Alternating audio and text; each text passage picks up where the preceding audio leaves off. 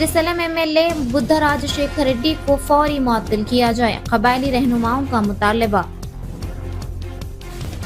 हुकूमत को ऑटो ड्राइवरों के लिए एक फलाही बोर्ड कायम करना चाहिए और माली मदद फराहम करनी चाहिए, CITU। तैराकी के दौरान 6 तालिबे इल्म जाँ बहक।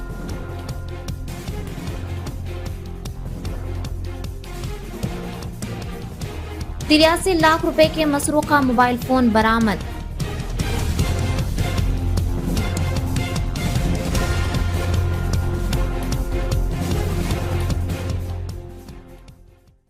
आवाज उर्दू टीवी में आपका इस्तकबाल है। नंदियाल जिले में महकमा पुलिस ने हाल ही में जदीद टेक्नोलॉजी के साथ चोरी शुदा और गुमशुदा मोबाइल फोन्स को बरामद किया और इन्हें जिला SP ऑफिस में मुतासरीन के हवाले किया। इस मौके पर बात करते हुए SP ने कहा कि अगर किसी का मोबाइल फोन गुम हो जाए तो वो फौरी तौर पर अपने इलाके के पुलिस स्टेशन में शिकायत दर्ज करवा सकता है या WhatsApp पर शिकायत कर सकता है या फिर CEIR की वेबसाइट पर तफसीलात दर्ज कर सकता है ताकि फोन को जल्द बाजियाब किया जा सके। इस मौके पर मुतासरीन ने जिला SP का शुक्रिया अदा किया।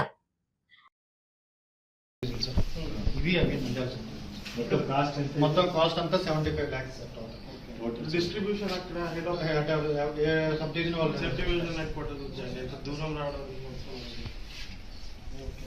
స్మార్ట్ ఫోన్ వాడుతున్నావు అందరికీ నమస్కారం।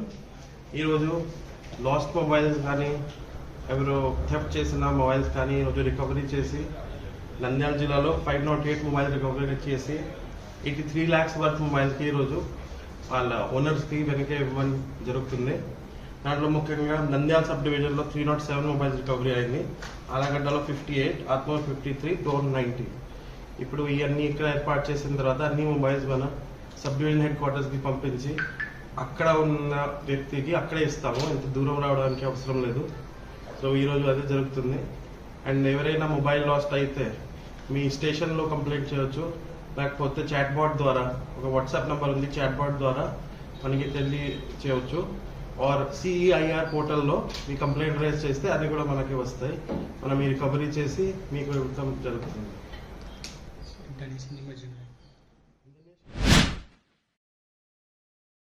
Andhra Pradesh tribal peoples federation के रियासती सदर राजू नायक ने कहा कि MLA बुद्धा राजशेखर रेड्डी का कबायली महकमा जंगलात के मुलाजिमीन पर हमला करना शर्मनाक है। इस मौके पर राजू नायक के हमरा NTF के रियासती वर्किंग सदर Ragula Ramudu, tribal national united action के रियासती सदर श्रीनिवासुलू नायक, NTF के जिला सदर नागिरी संकन्ना और एसोसिएशन के दीगर कायदीन ने नंदियाल जिले के SP अधिराज सिंह राणा IPS से मुलाकात की और MLA की फौरी गिरफ्तारी का मुतालबा करते हुए एक अर्जी पेश की। कबायली अंजुमनों के कायदीन ने हुकूमत से मुतालबा किया कि श्रीसलम के MLA बुद्धा राजशेखर रेड्डी के खिलाफ फौरी कार्रवाई की जाए, जिसने श्रीसलम में जंगलात के मुलाजिमीन पर हमला किया और बुद्धा राजशेखर रेड्डी को पार्टी से मुअत्तल करके फौरी गिरफ्तार किया जाए। इस मौके पर राजू नायक, रागुला रामुडू, श्रीनिवासुलू नायक और संकन्ना ने कहा कि मंगल की रात श्रीसलम की चोटी पर श्रीसलम के MLA और इनके पैरोकारों ने नशे की हालत में महकमा जंगलात के कबायली मुलाजिमीन को जबरदस्ती गाड़ी में बिठाकर आधी रात तक गाड़ी में घुमाने और हमला करने की घिनौने फेल की शदीद मजम्मत की। उन्होंने मजीद कहा कि अवाम के मुंतखब करदा जिम्मेदार ओहदे पर फायज होते हुए बदमाशों की तरह बर्ताव करना और महकमा जंगलात के एहलकारों पर हमला करना दुरुस्त नहीं है। डिप्टी रेंज ऑफिसर रामा नायक और दीगर 3 मुलाजिमीन को गाड़ी में मारना और इन्हें रात भर गेस्ट हाउस में पांव तले बिठाना एक घिनौना फेल है। इन कायदीन ने रियासती वजीर आला चंद्रबाबू नायडू और नायब वजीर आला पवन कल्याण से फौरी इस मामले पर कार्रवाई का मुतालबा किया और MLA बुद्धा राजशेखर रेड्डी को पार्टी से मुअत्तल करने का मुतालबा किया। इन कायदीन ने हुकूमत को मुंतबा किया कि अगर MLA को गिरफ्तार नहीं किया गया तो वो रियासत भर के हर जिले में कबायली अंजुमन के कायदीन के साथ मरहलावार एहतजाज करेंगे। 10 మందికి చెప్పవలసిన ఆత్మకూరు శ్రీశైలం శాసనసభ్యులు రాజారెడ్డి రాజన్న గాని ఇలాంటి సంఘటనలకు పాల్పడడం అనేది చాలా దురదృష్టకర విషయం. ఎందుకంటే అక్కడ పనిచేస్తున్న ఒక ఎస్సీ అతను, ఒక ఎస్టీ అతను, ఒక ముస్లిం మైనారిటీ. రాష్ట్ర ప్రభుత్వం ఏమో అందరినీ అనేక విధాలుగా అభివృద్ధి బాట నడిపించాలని అనుకుని రాష్ట్ర ముఖ్యమంత్రి చంద్రబాబు నాయుడు ఒక పక్క అంటుంటా ఉంటే, మరోపక్క దళితులపై గిరిజనులపై దాడి చేయడము అది ఎంత మాత్రం సమంజసమో అది రాజానికి అర్థమవుతుంది.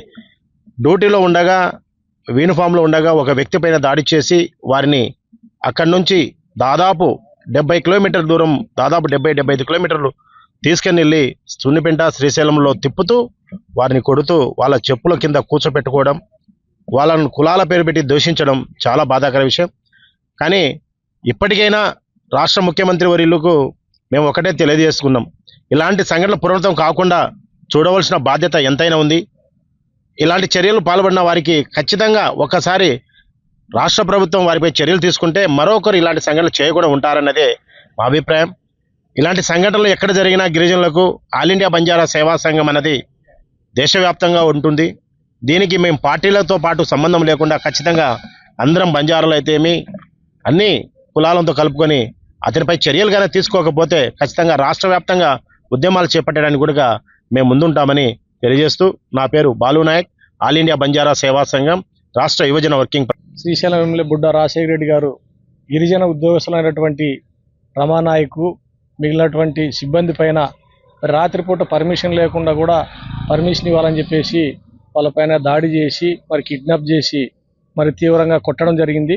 మరి ఎస్సీ ఎస్టీ కేసు పెట్టినారు, కానీ అది నా బెయిలబుల్ సెక్షన్లు పెట్టినారు. ఖచ్చితంగా ఎమ్మెల్యే గారిని అరెస్ట్ చేయాలా, మరి రిమాండ్కి తరలించాలని చెప్పేసి మేము గిరిజన సంఘాలుగా డిమాండ్ చేస్తున్నాం. వాస్తవంగా రాత్రుల పూట వాళ్ళు ఎంతో విష జంతువులతో వారు మరి ఉద్యోగం చేయాల్సిన పరిస్థితి ఉంటుంది.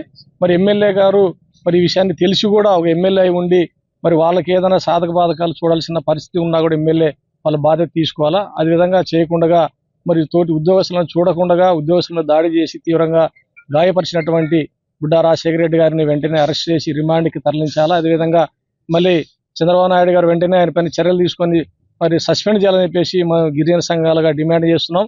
నా పేరు రాగుల రాముడు, నేషనల్ ట్రైబల్ ఫెడరేషన్. మంగళవారం రాత్రి అటవీ శాఖ అధికారులపైన Srisailam MLA, TDP MLA Budda Rajasekhara Reddy గారు కారులో ఎక్కించుకొని వాళ్లను భయభ్రాంతులు గురి చేయడమే కాకుండా దౌర్జన్యంగా బలవంతంగా కార్లు ఎక్కించుకొని విచక్షణ రహితంగా దాడి చేయడం జరిగింది. ఎంత దుర్మార్గం! అసలు ప్రజాస్వామ్యంలో ఉన్నామా? అసలు మనకు స్వతంత్రం వచ్చిందా లేకుంటే బ్రిటిష్ కాలంలోనే మనం నివసిస్తున్నామా అనేది అర్థమవడం లేదు. అసలు అధికారుల మీద కొట్టడం ఏంది? ఒక ఎమ్మెల్యే బాధ్యతాయుతమైనటువంటి ఎమ్మెల్యే గారు అసలు మీరే రక్షించాల్సినటువంటి ఒక ఫారెస్ట్ అధికారుల పైన, అదే లాండ్ ఆర్డర్ ఉపయోగించినటువంటి ఒక పోలీస్ అధికారుల పైన మీరు ఎవరు? అసలు మీరు అనుచరులను తీసుకుపోయి ఆ టైంలో అర్ధరాత్రి టైంలో శిఖరం వద్ద, శ్రీశైలం ఘాట్ నుంచి శిఖరం దగ్గర ఎక్కించుకొని చేయి చేసుకోవడమే కాకుండా మీరు గెస్ట్ హౌస్ కాడ కాళ్ళ కింద కూర్చోబెడతారా? అసలు మీ బానిసలుగా మమ్మల్ని అసలు ఏమనుకుంటున్నారు? అసలు ఫారెస్ట్ అధికారులు నిజంగా వాళ్ళు కంటతడి పెట్టుంటే నేను ఉద్యోగం ఎందుకు చేస్తున్నామా అనేది అర్థం కావట్లేదు. నేను సావే మాకు శరణం అన్నట్టు వాళ్ళు ఇవాళ చెప్తా ఉన్నారు. నేను నిజంగా చెప్తా ఉన్నాం, మా గిరిజనుల పైన జోలికి వస్తే గిరిజన జాతి ఊకుండదు. మాది రాష్ట్ర వ్యాప్తంగా మా గిరిజన సంఘాలు అందరూ ఏకమై ఈ దురాగతానికి, ఈ దాష్టికానికి పాల్పడినటువంటి ఎమ్మెల్యే పైన కఠినంగా శిక్ష పడాలి. అందుకు ఈరోజు గౌరవ ఎస్పీ గారి దగ్గర వచ్చి వినతి పత్రం ఇవ్వడం జరిగింది. మేము రాష్ట్ర వ్యాప్తంగా ఆందోళన చేపడతాం. ఖచ్చితంగా ఆయన పైన కిడ్నాప్ కేసు నమోదు చేసి ఎస్సీ ఎస్టీ అట్రాసిటీ కింద అతను అరెస్ట్ చేసి పార్టీ నుంచి సభ్యత్వం రద్దు చేయాలని చెప్పి ఇవాళ నేను డిమాండ్ చేస్తా ఉన్నాను. కె రాజునే, గిరిజన సమాఖ్య రాష్ట్ర అధ్యక్షుడు. Auto workers union district journal body का इजलास मुकामी CITU ऑफिस में मुनाकिद हुआ। मीटिंग की सदारत जिला सदर रमेश बाबू ने की और ऑटो वर्कर्स यूनियन के जिला general secretary Laxman, auto union कायदीन चैन सिंह, नागराजू, अबलेसु, नागेंद्र, सुरेश, गंगैया, बालू, स्वामना और 200 ड्राइवरों ने शिरकत की। इस मौके पर ऑटो वर्कर्स यूनियन कायदीन ने कहा कि ऑटो ड्राइवरों को ऑटो स्टैंड मुहैया किया जाए, पुलिस के छापे बंद किए जाएं और जियो नंबर 21 जो इन्हें मुजरिमों के तौर पर पेश करता है उसको खत्म किया जाए। श्री शक्ति स्कीम के बाद ड्राइवरों की जिंदगी बहुत मुश्किल हो गई है। उनकी मदद के लिए वाहना मित्रा स्कीम के तहत 25,000 रुपए दिए जाएं। CITU के जिला जनरल सेक्रेटरी A नागराजू और AP auto workers and trolley driver union के रियासती नायब सदर प्रभाकर ने कहा कि अगर रियासती हुकूमत मुस्तकबिल में ऑटो ड्राइवरों की बहबूद को जहन में रखते हुए एक फलाही बोर्ड कायम नहीं करती है तो ऑटो ड्राइवरों को जरूरत पड़ने पर विजयवाड़ा जाने की तैयारी करनी होगी।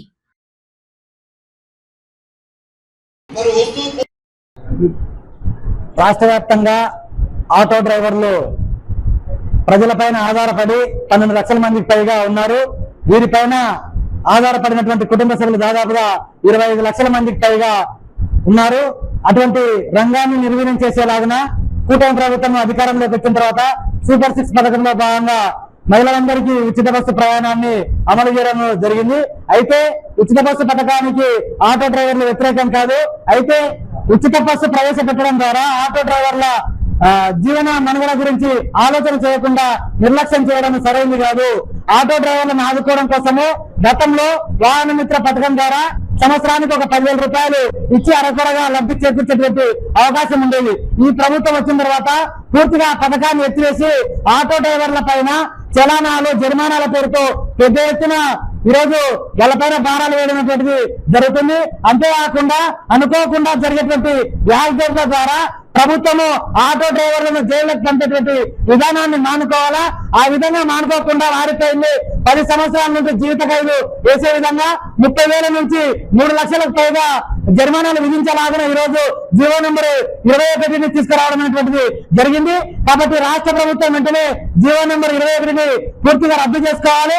అదేవిధంగా వాహన మిత్రులను పునః పథకాన్ని ప్రారంభించి ప్రతి ఆటో డ్రైవర్ కు డ్రైవింగ్ లైసెన్స్ ఉంటే ప్రతి ఒక్కరికి కూడా 25,000 రూపాయలు సంవత్సరానికి ఇవ్వాలని చెప్పేసి వారి కుటుంబంలో ఏదైనా యాక్సిడెంట్ జరిగితే ఆ కుటుంబాన్ని ఆదుకునే విధంగా సంక్షేమ బోర్డును ఏర్పాటు చేయాలని చెప్పేసి ఈ రోజు ఆటో డ్రైవర్లందరూ కూడా రోడ్డుపైకి రావడం జరుగుతుంది.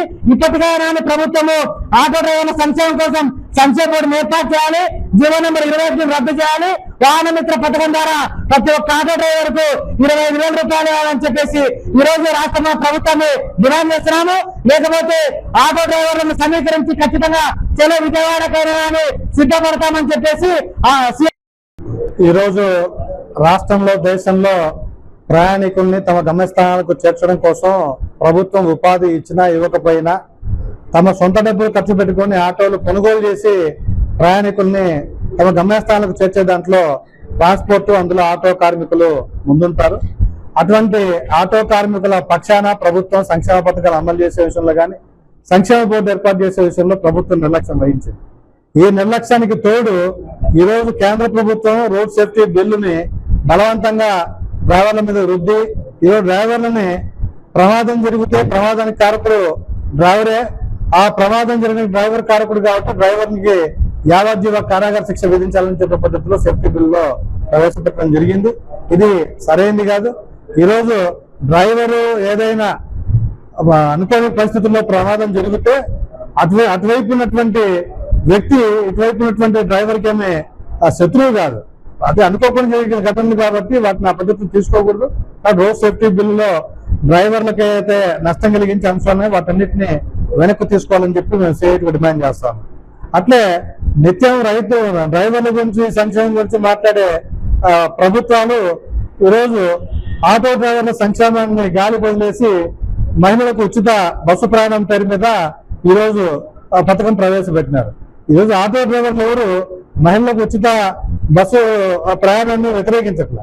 అయితే ఇన్ ది సేమ్ టైం అదే సమయంలో ఆటో డ్రైవర్ల ఉపాధికి గండి కట్టే పద్ధతిలో ప్రభుత్వం చర్యలు తీసుకుంది కాబట్టి ఈరోజు మహిళలకు ఉచిత బస్సు ప్రయాణం కల్పించినందుకు 6,000 కోట్లు 10,000 కోట్ల రూపాయలకు భారం పడుతుంది. అయినా మహిళల కోసం చేస్తా ఉందని చెప్తా ఉన్నాం.